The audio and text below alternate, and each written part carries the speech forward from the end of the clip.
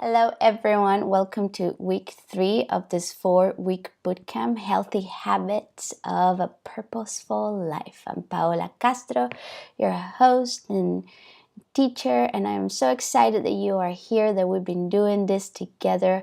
I am trusting that you're starting to see shifts in your lives. As you know, one of my favorite definitions of a miracle comes from a book called A Course in Miracles, and this book says that a miracle is a shift in perception from fear to love. And what we're doing together through this 4-week bootcamp is shifting our perception. The master Wayne Dyer said that when you shift the way you look at things, the things that you look at change. When you change the way you look at things, the things you look at change. And life is all about the meaning that we give it. We can give it, meaning that is always tragedy and drama. We can give it a meaning that we're always growing and expanding through challenges and through beauty as well. So again, welcome. Today's topic of this week's topic is the teacher, our relationships to others. And as every week, I'd like to give you a couple of suggestions. Suggestion number 1, be open to everything and attached to absolutely nothing. Remain flexible. And again, take this suggestion for everything that you do in life. Navigate every situation with flexibility, open, curious about the possibilities, about the points of view, and you'll see that then the struggle decreases and there's more grace when we do that. Suggestion number 2, disconnect to connect. As you know, I've talked about the power of our amazing phones, but sometimes we're so connected to everything else but ourselves. So I encourage you to disconnect from everything if you can in this moment. Grab a journal and a pen. So we will be doing some exercises today, and I'm going to be just throwing some quotes and some good wisdom bombs that I've learned from other teachers that come from my heart. So you may want to write them down, even if you don't see this writing ever again. Progress, not perfection, is my suggestion number 4. Again, this is all about showing up the best you can. So I'm going to be feeling amazing. Some other days you're going to be feeling a little bit low in your energy. The important thing is that you show up the best you can. Okay? If at any given moment is too much, take a pause and take a deep breath. In fact, let's do it right now. I would love to for you to close your eyes, and I invite you to take a deep breath into your nose and exhale out the mouth. Inhale through the nose and exhale out the mouth. Let's do it one more time. Inhale and let go. Very good. And open your eyes. As simple as this. Pause and take a breath anytime you need it. And not only through this class, do it throughout your day. If you're feeling overwhelmed, if you're feeling like life it's just too busy, take a pause and breathe. The more you pause and breathe, the more time you're open up in front of your eyes. You'll see time is relative. It's relative to the observer. If the observer, meaning you, is overwhelmed, well, time will be very hectic. It will be, there's not enough time. But if the observer, you, is at ease, then time will expand. So time is relative. If you want to have more time, pause and breathe more often. And action. As you know, knowing without doing is not really knowing. And I am trusting that you are doing, that you are taking action with all of this little truths, this little wisdom suggestions, wise suggestions, I'm sorry. And let's begin. Let's dive into today's topic. This week we're going to be talking about and learning and remembering together the importance of rowing your own boat. Not rowing anybody else's boat, but your own. Number 2, I'm going to be bringing some powerful questions for self-reflection, because this week it's all about relationships. And the way that you relate to oneself is the way that you relate to the world. So we're going to be doing a lot of self-reflection. Number 3, why challenging relationships are our best teachers. Those people that have the capacity to pour the salt in the wound. Oh, those ones are your good teachers. Even though they don't know it, they're your teachers, because you have said to the universe, I want to grow and expand and evolve. Okay? Then we're going to be doing some shadow work, which is one of my favorite practices to do whenever I'm triggered. You'll see what that means. Then we're going to talk about healthy boundaries. Those of you that are watching this, do you love to give to others? This is a good one. Healthy boundaries. Then we're going to be talking about shifting expectations for intentions, which is one of the most magical things I've ever learned and I've ever done in my relationships. And I say magical because it brings magical outcomes into my life. So I want to share with you this. And then we're going to be talking about heart coherent communication. How when you're coherent, when you're in coherence with your heart, even though you're saying the same words that you may say when you're in your mind, your words land differently with the other person. So that's today's week. So let's take a deep breath in. And as you let go, we get ready to begin. So the concept of rowing your own boat. Usually when I'm teaching relationships in my classes, I would play a video, but just for the sake of time and go straight to the point, I just want to tell you that there is a beautiful song. It's a kindergarten song that goes, row, row, row your boat gently down the stream. Merrily, merrily, merrily, merrily, life is but a dream. So there is a guy that makes viral videos on YouTube, and he discovered that this is a powerful song, and I agree with him. Because the song says, row your boat, not row anybody else's boat. And when I learned this concept and I started applying into my relationships, I had so much more energy. The moment I wanted to row someone else's boat by trying to change them, by trying to make them understand me, by expecting from them all of these things that they weren't even thinking about, the moment I would say to myself, Paula, let them row their own boat and only row yours, everything started shifting in my relationships. And so this is how we begin this week's teachings, by knowing that the way that we're going to be shifting our perceptions about our relationships, the way that we're going to be healing our relationships, is by first knowing that the only person that you can change is yourself. Byron Katie, which is one of my favorite teachers, she said, when you're trying to change people, you're only going to lose 100% of the time. Only 100% of the time. So you cannot change anyone but yourself. And I had a funny teacher in college. He thought he was funny. And one day he's like, you guys, the only time you can change someone? And we asked, when, teacher? And he said, the only time you can change someone if this person is wearing diapers. So it's a little silly joke, but it's true. There's no other way that you can change someone if that person is not willing, if that person doesn't want to, if that person is not ready to. So know that you are where you are because you have said yes to your own transformation. But if someone is not in exactly where you are in the journey as you, then pushing them to bring this change, to bring the transformation, is a way of disrespecting them. So I just love how the universe, how Mother Nature respects our own timing. Even though we fall time and time again, it seems like the universe is a very elegant observant of our own growth.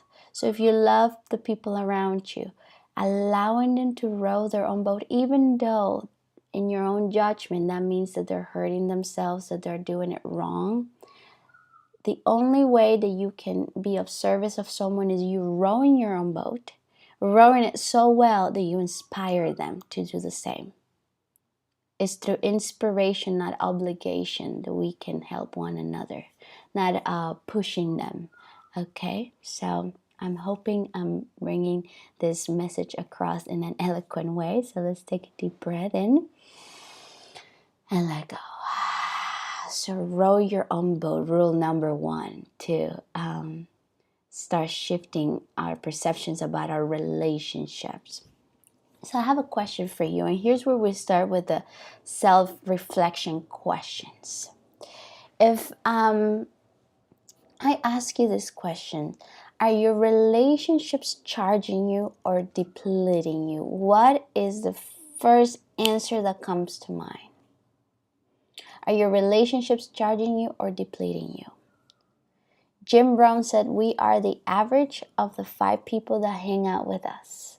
So the closest people to you, are they charging you or are they depleting you? And I know we're talking at a very basic level of consciousness because no one can do anything unto you if you don't let them. But because this is the beginning of the class, I just want you to be curious about how do you feel about the people around you? And usually, if they're depleting you, it's because you're probably judging them a lot. It's because you're feeling very separated from them. And that's all good. We're starting with awareness, with being the observant. Okay, either charging or depleting you. And we're never white or black.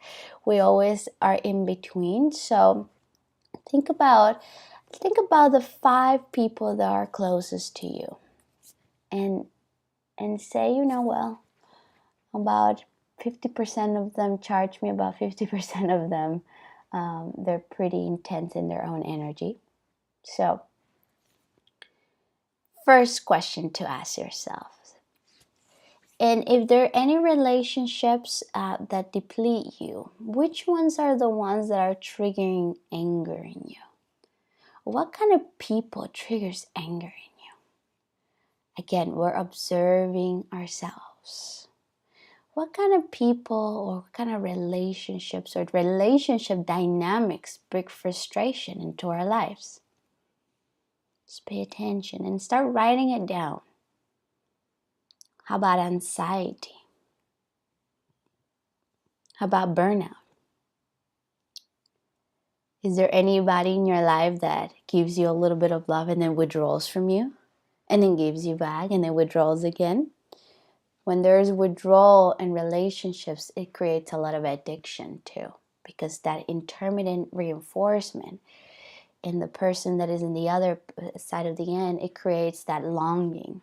When are you going to give me that back that you gave me one day? In a little bit, we're going to talk about how we've made love a transaction, which is a very silly way of relating to one another, because love cannot be a transaction. But again, at a very basic level of consciousness, there are dynamics like that. How about resentment? Who are you resenting in your life? We're also going to talk about forgiveness today. And resentment, someone said, is like drinking poison and waiting for the other one to die. So again, we're just doing some self-reflection questions. And then in a little bit, we're going to start moving that energy. But first, we need to know. Remember, knowledge is power. Getting to know yourself is one of the biggest privilege we have as human beings in this journey, to get to know yourself so deeply and so intimately. Beautiful. So, in the words of my teacher, Michael Bernard Beckwith, he says, relationships are all about expressing unconditional love, compassion, and forgiveness, beginning with the relationship with oneself and expanding to include one's immediate loved one, community, and world. So I love this. Relationships are about expressing unconditional love, compassion, and forgiveness. All good so far. Well, it sounds good, Paola. But it all begins with the relationship with oneself and then expanding to include one's immediate loved ones, community, and world. But first begins with self. So question to you. How are you with you? We must begin with you. If you see, when you point a finger to someone, when you're judging your external circumstances and the people around you, there are three fingers looking at you.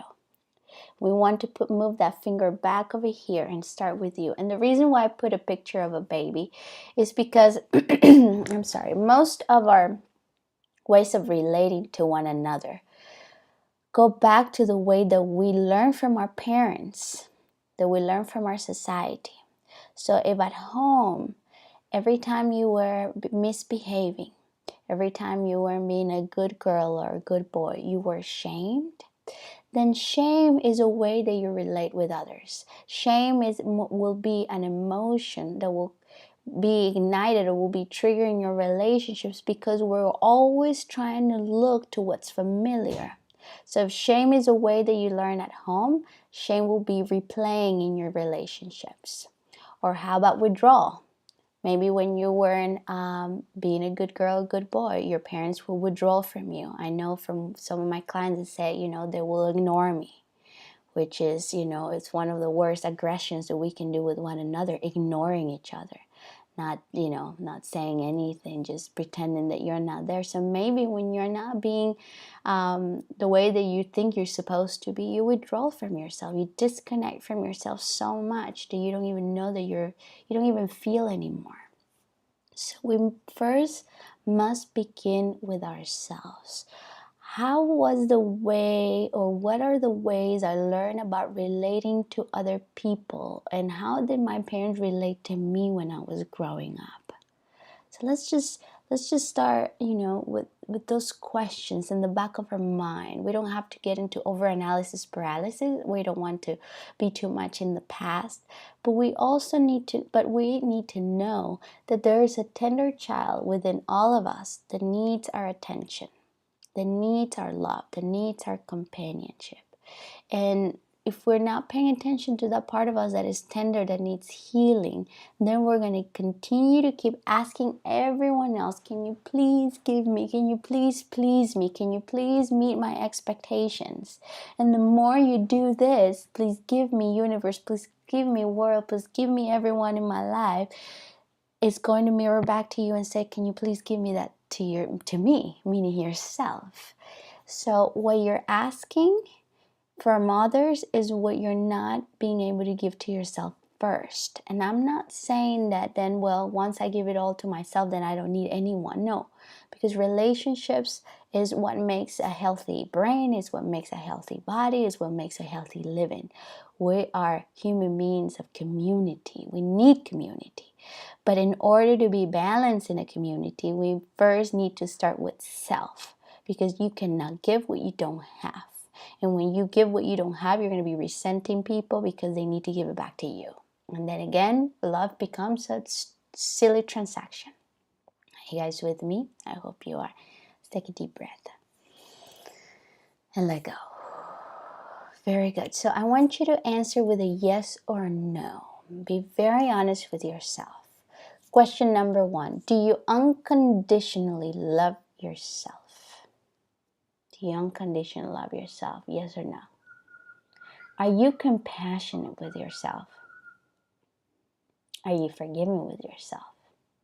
Let me tell you something. If the answer is no, this is not about shaming yourself or blaming yourself or judging yourself. If your answer is no, it's most likely you learned this from home. You learned this from society. And most likely you are a human being. All of us learn to not be unconditional with ourselves. All of us learn that first is criticism instead of compassion. All of us learn that first is punishment instead of forgiveness. It's normal. But here's the thing. We're shifting paradigms. We're entering into a new era of humankind. And we are ready to start this new way of unconditionally loving ourselves. At first, for the ego, it sounds like a crazy idea. Oh, wow, that's so hard. I don't even know how to start. How do you unconditionally love yourself? How are you compassionate with yourself? Well, the how will come after you're willing to say, yes, I am willing to learn how to be unconditional with myself. I am willing to learn how to be compassionate with myself and forgiving with myself. But so if the answer is no, know that we're about to shift that. Okay? Beautiful. Now, I want you to complete this sentence. Unconditionally loving myself means I would stop. Unconditionally loving myself would mean that you would stop doing what? What is that thing that you know that when you do it, you're conditioning your love to yourself? Okay? Now, it is hard to be compassionate with myself when? When is that time that you're the hardest with you, the hardest judge with yourself? Complete the sentence. And number 3, I still need to forgive myself for. What are you not forgiving yourself for? And here's the reason why we're starting with yourself is because you cannot give what you don't have. I already said that. And if you want to be more loving to others, more compassionate to others, more forgiving to others, we must do it with yourself first. Because then it will become second nature to be with other people. Okay? So you still need to forgive yourself for what? Okay? Beautiful. Let's take a deep breath and let go. Okay, so there's a story of 2 fish swimming in water. This is a story told by my teacher, Reverend Michael Beckwith. And he said, imagine there are 2 fish swimming in water. And the one fish tells the other fish, hey baby, I got all this water. And if you become mine, I'm going to give you all the water in the world. They're both swimming in water. And the one fish tells the other fish, if you become mine, I'm going to give you all the water in the world. What do you think the one fish tells the other fish if they're swimming in water? The answer is, you crazy? How are you going to give me all the water in the world if you're already swimming in water? That's silly. I got it already. So it's the same with love. You are made of the substance of love. You are love itself. So when we are in relationship dynamics, when we're withdrawing love, when we are expecting all of these things, when we or other people are expecting from us, it's as we are doing love a transactional thing. A thing, not even a high vibration, it's a thing that I use to control, to manipulate. And remember that we control and manipulate not because we're bad people, it's because we want to survive this life. Because we love this life so much that controlling and manipulating and withdrawing and punishing and saying you said that and trying to be right and all of these things, we do it because our brain says this is my way of surviving. This is my way of making a point that I just want to be here, that I just want to be alive. But when we engage in practice, spiritual practice, personal development practice every day, like we've been doing the last 2 weeks, breathing through our hearts, when we're doing all of this, we tap into that knowing that you are love. There is not such a thing as making love a transaction. That when you go into a relationship, the relationship is just a beautiful container of exchanging what you already are. Of sharing, not exchanging, sharing what you already are, which is love. So when we know this and we're constantly giving that love to ourselves, then we no longer expect relationships to make us happy. Instead, we bring happiness to our relationships. And this is part of Reverend Michael's definition of a healthy relationship. When we are stable with oneself, when we know we are the substance of love, instead of waiting for our relationships to make us happy, we bring happiness to our relationships. Just take a moment and listen to the vibration of that. How much easier it sounds for us. I'm not going to wait for them to make me happy. I'm just going to bring all this overflow of happiness that I have. I'm going to bring it to my relationships. I tell you, this have changed the way that I relate to everyone. All right, let's take a deep breath and let go. Beautiful. And you may be thinking so far, well, wow, that sounds amazing. That sounds like a love story. That sounds like poetry. But you don't know who my husband is. You don't know, I love my children, but they're so difficult. Oh, you don't know where I work and I have to be there because it's paying the bills. I have challenging relationships in my life, and I just feel like I'm always in a battle. Maybe not like that picture. Maybe you're not punching anyone, but you definitely have the desire to punch someone in the face. Or energetically, you feel like you're fighting all the time with other people, defending.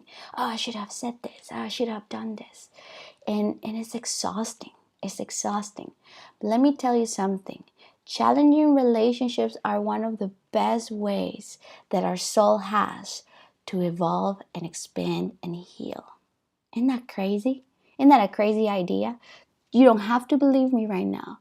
Every challenging situation that you have in your life, every challenging relationship is like a gift from the universe, even though you say, oof, that gift is wrapped in bad paper. But for whatever reason, as human beings, we learn a lot through pain. We learn a lot through discomfort. And there's a story of a caterpillar. That a caterpillar takes about 13 days to get out of the cocoon and become a butterfly. And there's a story of a caterpillar going through its metamorphosis. And there's one day when this guy goes by the caterpillar and looks at the caterpillar and sees that the caterpillar is struggling, is trying to get out of the cocoon. And he goes by around 5 days. Remember, it takes 13 days. And then by the 5th day, he's like, oh my God, this is heartbreaking. I need to help this caterpillar out of the cocoon. Allow it to be a butterfly very quickly. And then he decided to bring some scissors the day after. He brought some scissors, cut the cocoon, and guess what happened to the butterfly inside? It couldn't fly. Because it's through the struggle, through the trying to break out of the cocoon, through the challenge, where the butterfly creates the strength in its wings to fly. So imagine that every challenging relationships, it may feel like you're like struggling. But in reality, it's like spiritual boot camp. You're creating, if you become the student, of course you can be the victim. And then nothing happens. You may stay in the struggle forever. But if you really want to spread your wings and fly and really expand yourself to the next level of your own evolution, try to bring this vision to your mind's eye. As that relationship that right now you may be thinking about that is challenging. It may be a loving relationship. Maybe that you love this person, but there are things that just get under your skin. Every time you're feeling that trigger, it's almost as life telling you, I want your wings to be stronger so that you can fly higher. Isn't that a beautiful visual? And then when we have this new perception, these new analogies to see a challenging relationship, then we can dance with this more gracefully. We can go through the storm as a student, as a diligent student, and not as a victim. I hope you're with me so far. Let's take a deep breath. And we let go. So one of the ways that I have to notice in a more tangible way that challenging relationships are my teachers is by doing some shadow work. And shadow work is very extensive, so I'm going to teach you one of the many exercises out there to do shadow work. And shadow work pretty much means that there are things in your life that you have either disowned and that other person is bringing a big mirror in front of your eyes for you to own it again and be more whole. Or there are things in your life that are wounds that need to be healed and they're seeking for healing. So that person will bring it to the surface so that you can heal it. So again, it could be that that person is mirroring back to you something that you have disowned, or that person is bringing a mirror of one of your biggest wounds that need to be healed. So we're going to be doing this. So I would love for you to take your notebook and put it in a horizontal way. and we're going to be doing this exercise. It's going to require some writing. It's going to require your open mind, because sometimes it's a little bit hard when we are so caught up in the trigger, when we are so we're feeling intense emotion. But I just want you to do it openly, willingly. Remember, this is not about perfection. This is about progress. All right. So in your notebook, I would love for you to write down those titles. So you need 7 columns. If you need to pause this video to do this, do it right now. In the first one, you're going to write their traits, my traits. Second one, their worst case scenario. The fourth one is my worst case scenario. The fifth one is drop of them. The sixth one is resistance. And the last one is allowance. Okay, so I did it with a case that I have. I have a neighbor. Hopefully my neighbor won't watch this video. But usually people don't trigger me that much as I've been doing this for a long time. But he did. He did and he has. And so I decided to be vulnerable with you and bring my own case here. So the first step to do this thing is to be at a very basic level of consciousness. So I put myself in total victim consciousness and I just started judging him. Not because I am supporting judgment, it's because here's where we get to give a voice to our ego and to see where is that I'm finding separation between him and I. Okay, so the first column, their traits, you're going to judge them. You're going to go ahead and judge them. And so here's what I wrote. I think he's a stressed out person. I think he's anal retentive, which means he's paying attention to details that aren't just not important.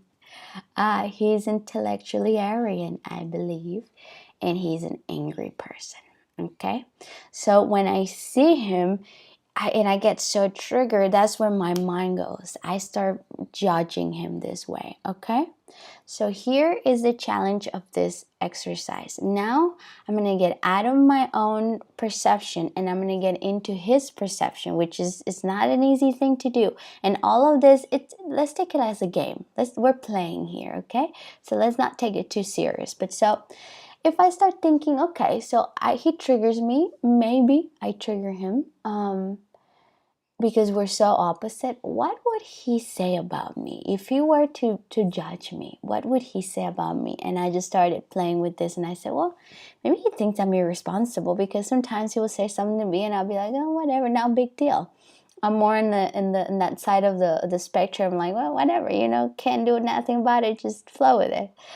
So he probably judges me as irresponsible. And he probably judges me as selfish. He's so caught up with detail and I'm not, that he's like, well, she's just selfish. Okay. Maybe he thinks I'm a Pollyanna, which means, someone extremely cheerful, thinking that everything is rainbows and unicorns. Okay. And he might be thinking I'm annoying because of that. Okay. So those are my traits. This is how he might perceive me. Okay. So now here's a very important column. And I'm doing this with my case. Then I want you to pause the video and do it for you, okay?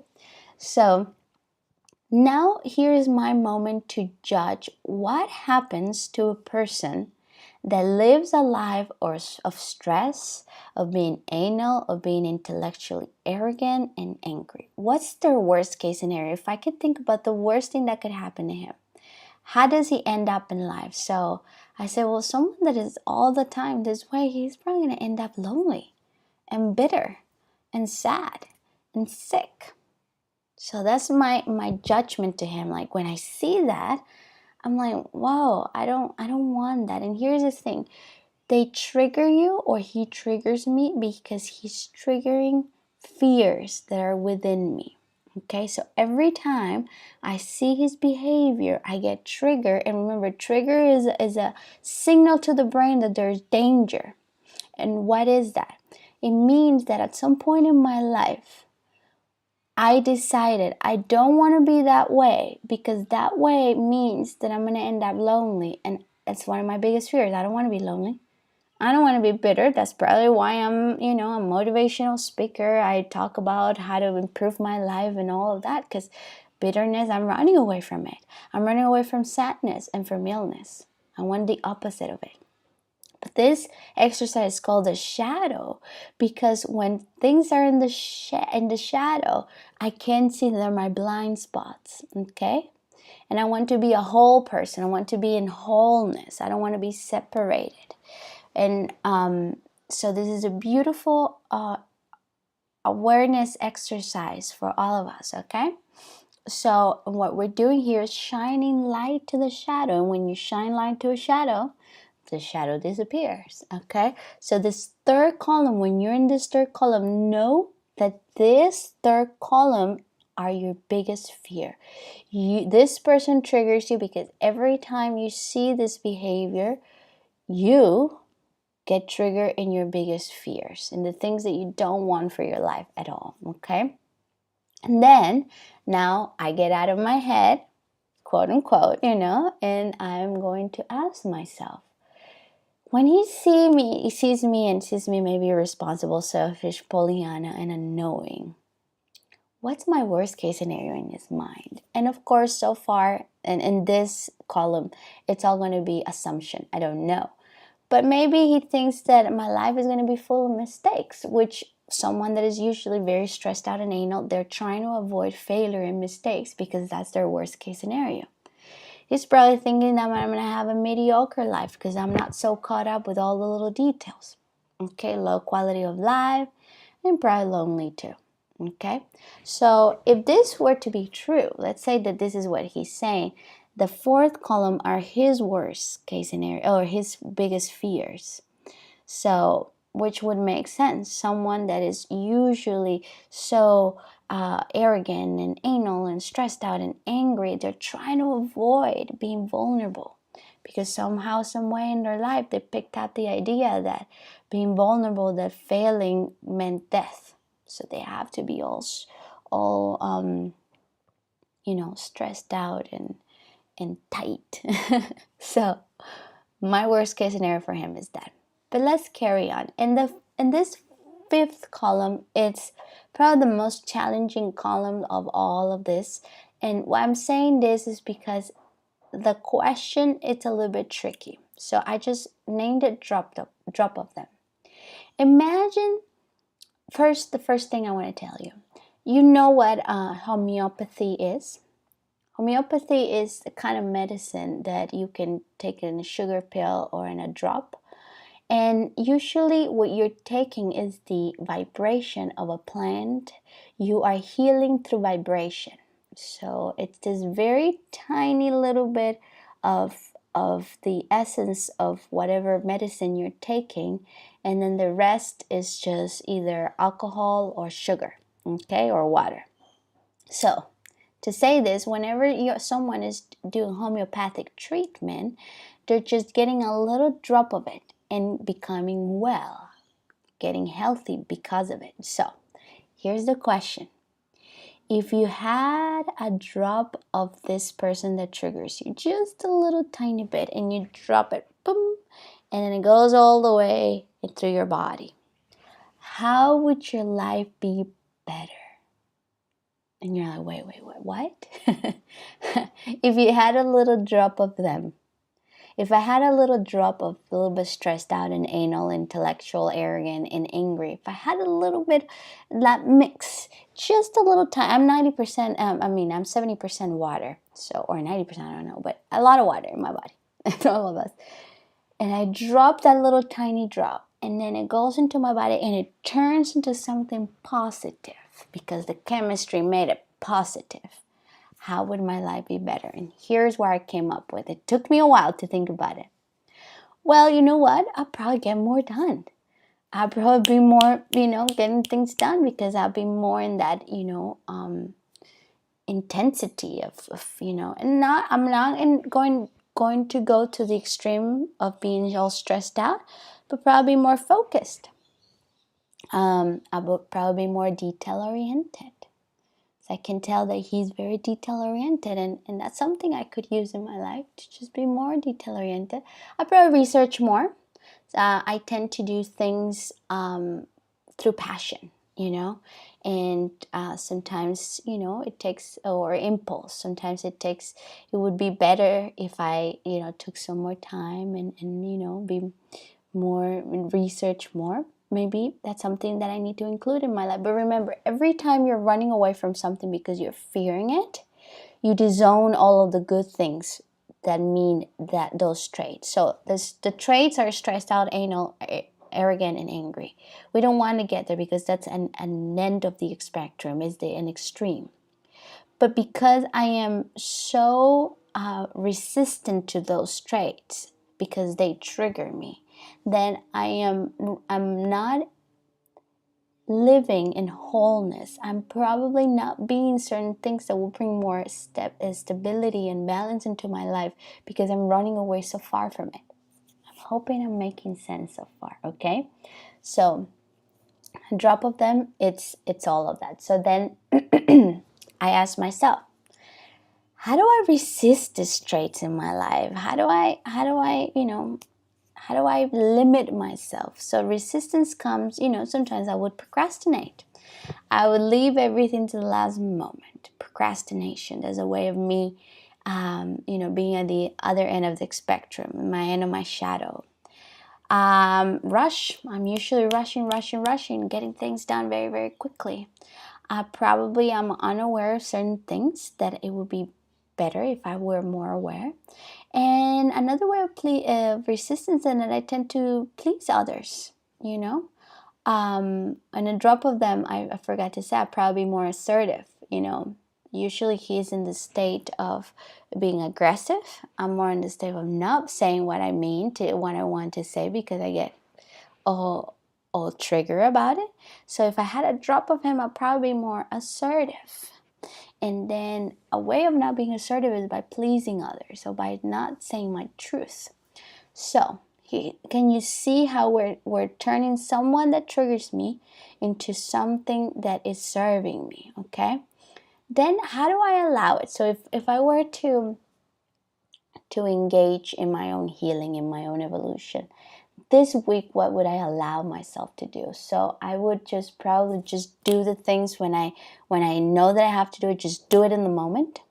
I'll probably slow down a bit, which I know is my practice nowadays.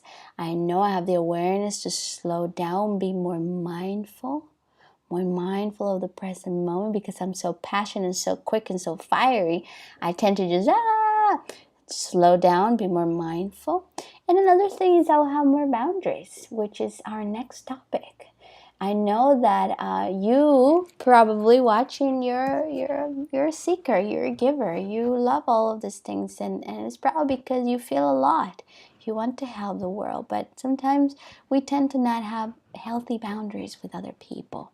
And I know my neighbor is at the other side of the spectrum, and but if I see him, he could be more assertive than me in certain moments, by setting up boundaries, by saying no when he means no. And those things I can learn from. Those things I can definitely learn from. So I would love for you to pause this video right now and do it for you. Okay? You can do it with several people, so you can have different exercises or different pages. You can do it for a personality that really triggers you. You could be people that are narcissistic, and then you judge them and all of that. So I would love for you to do this.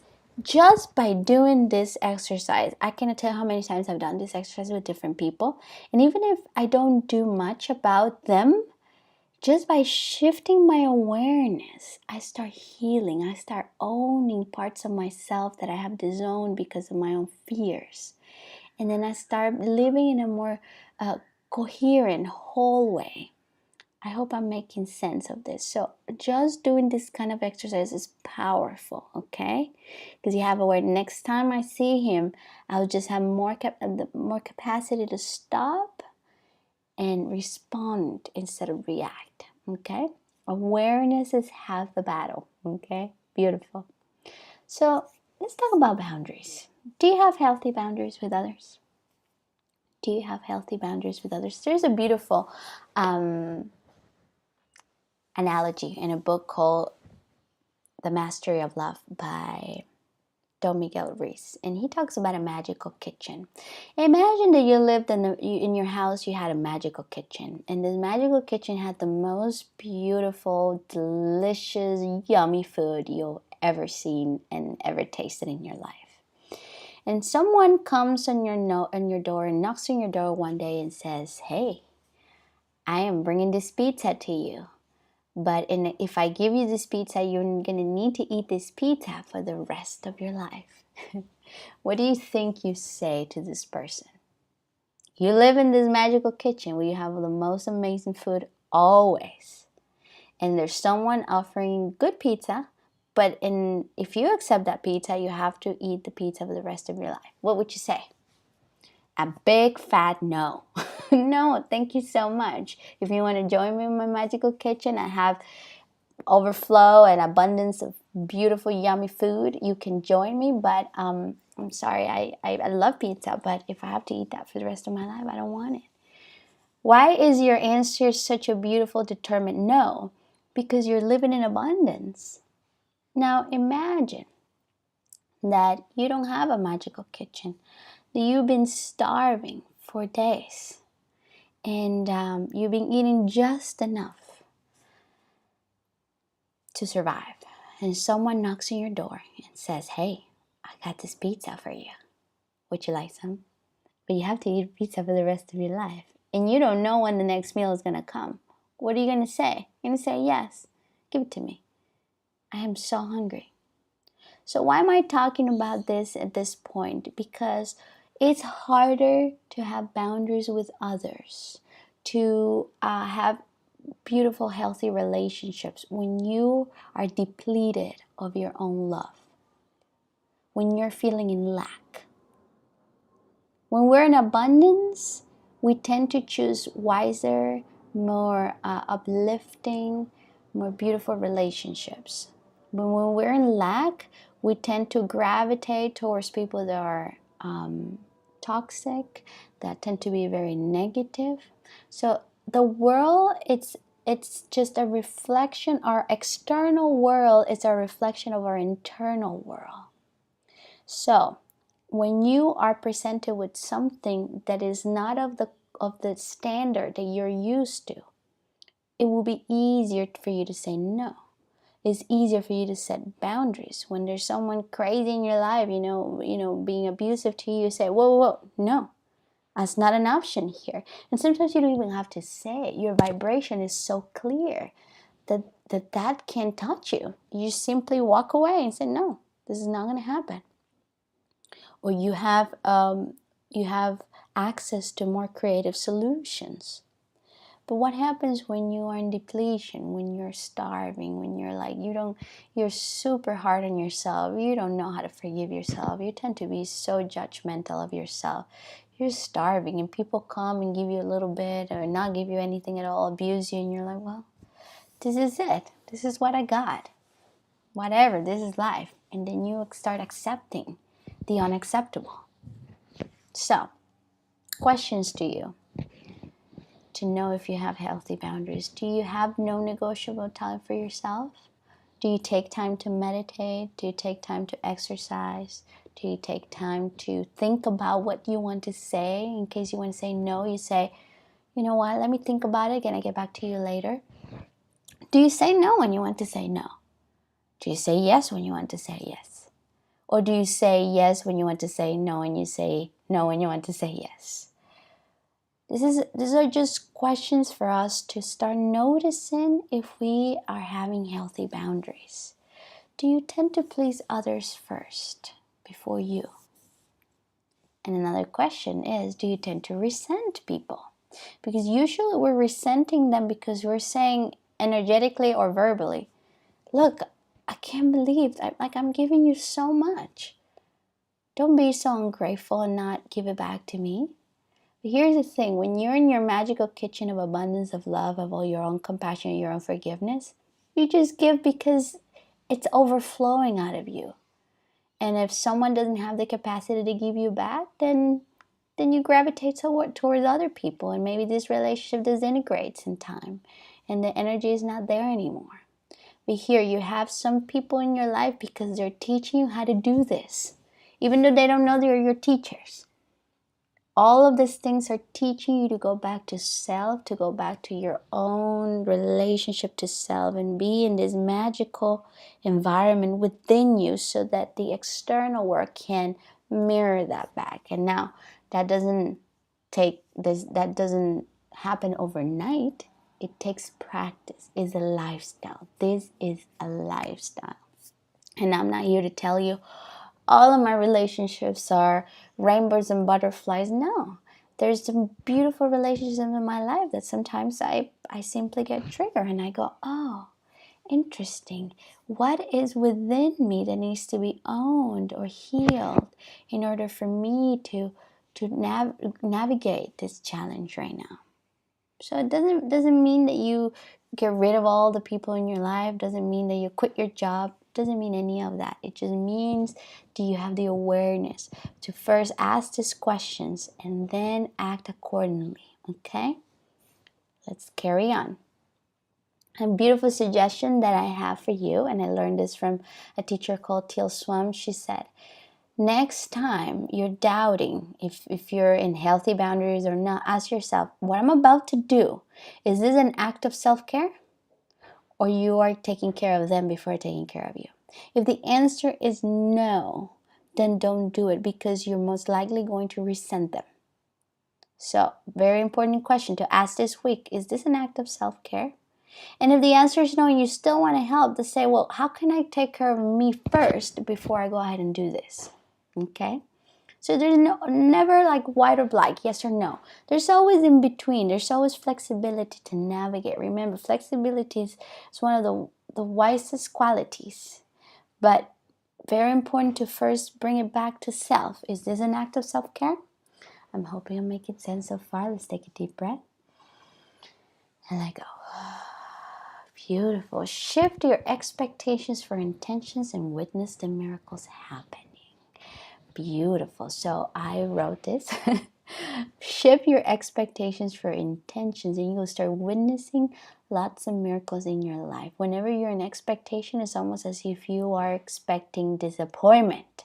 But once you start shifting, once you start practicing all of that self-love, all of that self-compassion, all of that self-forgiveness, then you're going to be more able to say, okay, this is my offering. Instead of what can they give me, you start saying, what can I bring them? Because you're going to feel so much overflow, you're not going to feel in lack. You're not going to be asking, oh, they need to give me that. And, you know, all those games that we play. Okay? So, in order to shift the expectations into intention, you need to ask a very important question. And this comes from A Course in Miracles. Do you want to be right or do you want to be at peace? Do you want to be right or do you want to be at peace? Okay? If you want to be right, then we're going to go back to expectations. You're going to back to putting your focus outside of yourself. And the victim cycle will repeat until you transition back to eternity. And if that's the way you want to live, then I respect you, I honor you, I love you. But this might not be the class for you. But if you want to be at peace, if you want to be the student, if you want to learn and expand through everything, then this is exactly what we're talking about here, okay? So, I would love for you to think about someone right now, or maybe you already did it when we did the exercise, that triggers you, or a situation in your life that you're like, oh, I wish I just knew how to navigate when that happens, okay? And we're going to ask your heart. Instead of me asking them to understand me or me expecting from them to give me what I think I need, what can I bring to this relationship? What's my offering? What's my gift?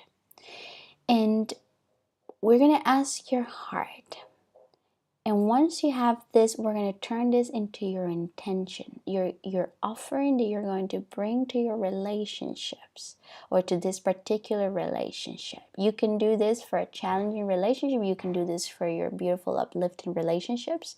You can do this if you're going to an interview, if you're going to a meeting, if you're going to a date. You can bring intentions, always asking your heart first, what is my offering? And then you bring that into your conversations, into your phone calls, into your texts, into your emails. All right. And this is going to allow us to bring coherent communication. And coherence is a quality of the heart. But before I get into that topic, very, very briefly, I would love for you to look at a certain point in front of you, or you can just close your eyes. And I want you to start breathing in and out a little slower and a little deeper than you usually do it. And right now, in my case, I'm going to think about my neighbor. And I just acknowledge that this is a situation that tends to trigger me, and I know he's my teacher. So keep breathing in and out. I want you to do the same. And again, it doesn't have to be someone that triggers you. It could be someone that you love, but you want to bring high vibration to your relationship. So breathe in and out.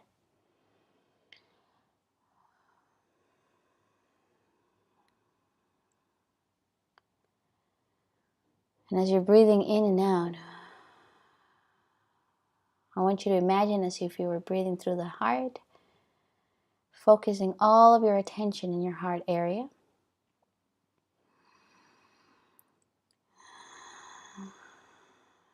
Inhale. Exhale. Inhale. Exhale. And I want you to imagine or bring into your mind's eye a feeling of appreciation. And maybe it's through a memory or a vision. Perhaps you bring the image of a person in your life that makes you feel so much love, so much care, so much appreciation.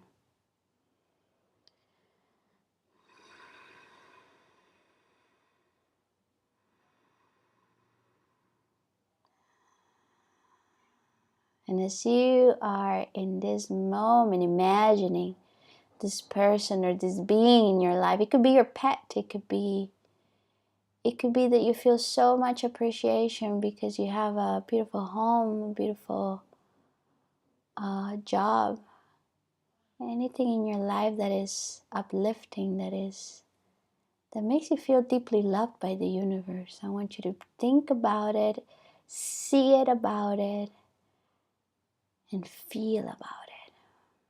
So breathe in and breathe out. Breathe in and breathe out. Start feeling the warmth in your heart as you're breathing in and out. A little slower and deeper than you usually breathe in and out through the heart, putting all of your attention in your heart area.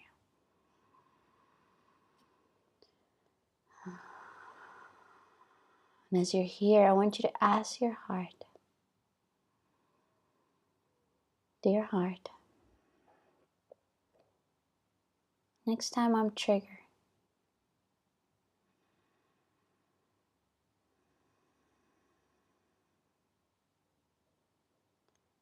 what can I bring to this relationship? What's my offering to this relationship?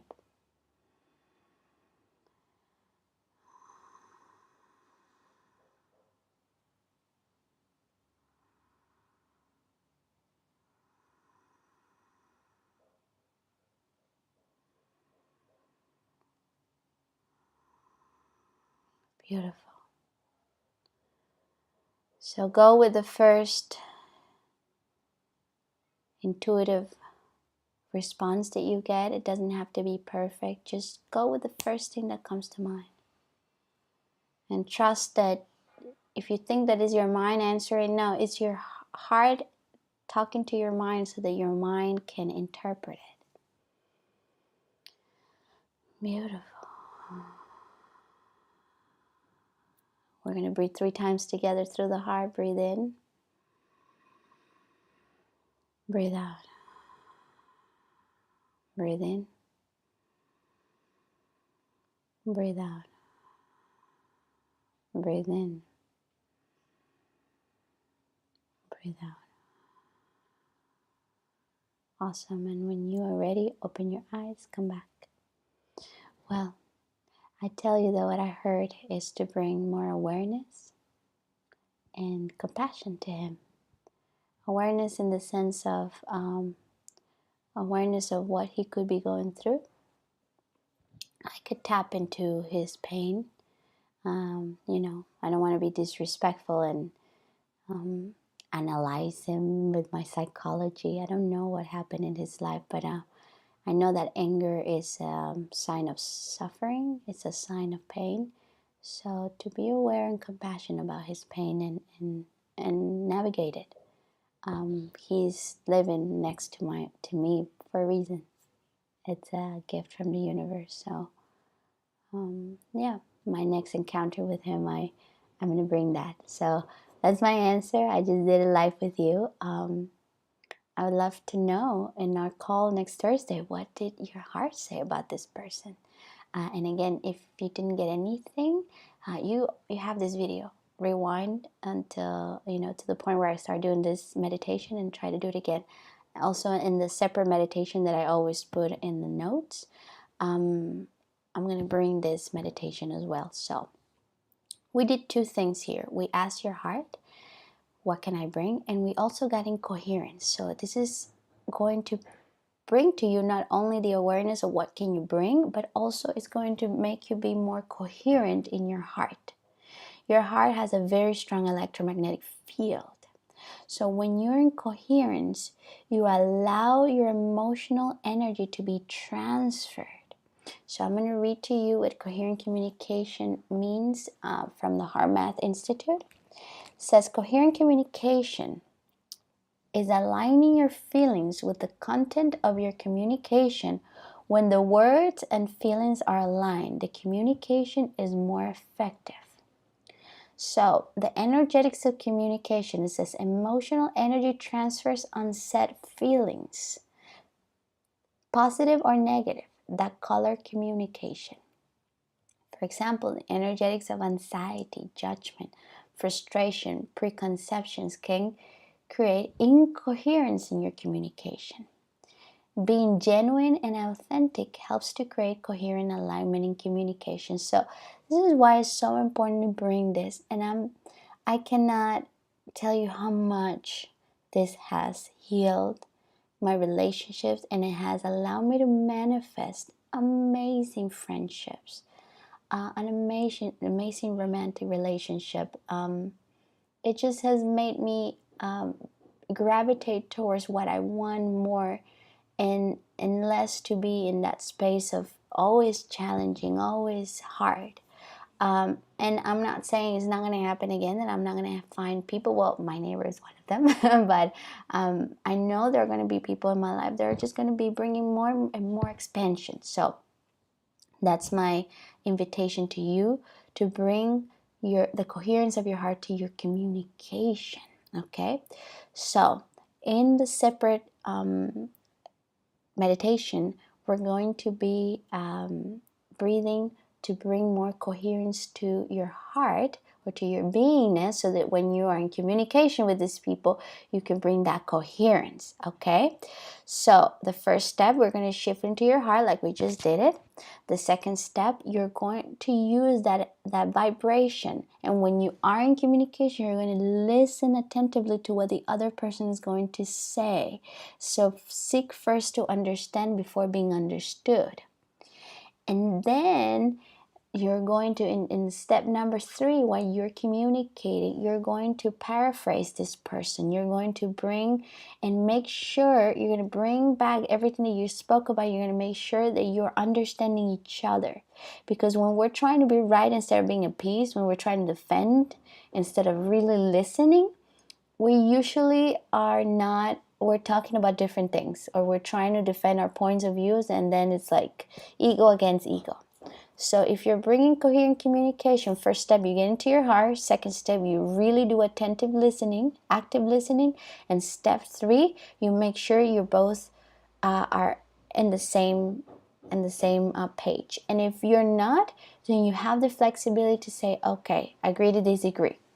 But first of all, you're going to get into your heart to bring coherent communication in order to align your feelings with the content of your communication. How does that sound? Good?